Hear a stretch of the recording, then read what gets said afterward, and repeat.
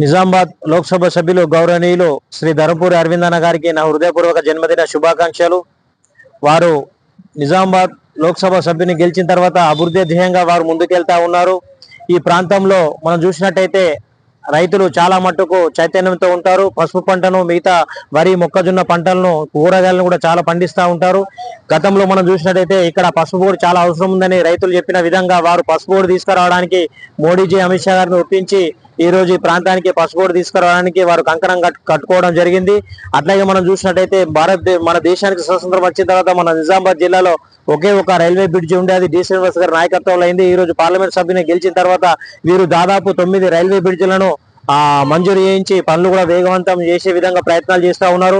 ఈ రోజు మనం ఒక రైల్వే బ్రిడ్జ్ చూసినట్లయితే ఆర్మూర్ నుంచి నిజామాబాద్ వెళ్తున్నప్పుడు మామిడిపల్లి దగ్గర ఉన్నటువంటి రైల్వే బ్రిడ్జ్ కొంచెం ఆలస్యం జరుగుతుంది. దానికి కారణం అప్పటి బీఆర్ఎస్ ప్రభుత్వం, ఇక్కడ ఉన్నటువంటి ఎమ్మెల్యే జీవారెడ్డి గారు, ఇక్కడ ఉన్నటువంటి ఆర్ఎండ్బి మినిస్టర్ ప్రశాంత్ రెడ్డి గారు ఆ నిధుల్ని దాదాపు 20 కోట్ల నిధుల్ని వారు ఇతర పనులకు మళ్లించడం వల్ల ఆ పనులు కొంచెం ఆలస్యం జరుగుతుంది. వీరు పార్లమెంట్ సభ్యునిగా ఆ బ్రిడ్జ్ నిధులు కూడా పక్కదారి పట్టడం వల్ల చాలా ఆగ్రహాన్ని వ్యక్తం చేస్తూ వారు మిగతా డబ్బులు నేను ఏ విధంగా ఒప్పిస్తా, మీరు పనులు తొందర వేయాలని వారు చెప్పడం చాలా చాలా ఆనందదాయకం. అట్లాగే ఈ ప్రాంతంలో మనం చూసినట్టయితే ఇప్పుడు చెప్పినట్టు పసుపు బోర్డు కానివ్వండి, ఇలా రైల్వే బ్రిడ్జ్ కానివ్వండి, పేద ప్రజల యొక్క పసి హృదయాల ప్రాణాలు కాపాడిన ప్రదాత అరవింద్ అన్న చెప్పక తప్పదు.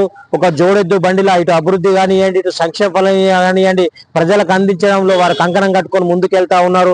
వారు నిండు నూరేళ్ళు సుఖ సంతోషంతో సంపూర్ణ ఆరోగ్యంగా ఉండాలని, ఆ భగవంతుని తనకు ఆయుష్ బ్రహ్మాండంగా ఇవ్వాలని, ఇంకా ప్రజా సంక్షేమ ధ్యేయంగా ముందుకు వెళ్లే విధంగా శక్తిని ఇవ్వాలని నేను మనస్ఫూర్తిగా కోరుకుంటున్నాను. మరొకసారి వారికి నా హృదయపూర్వక జన్మదిన శుభాకాంక్షలు.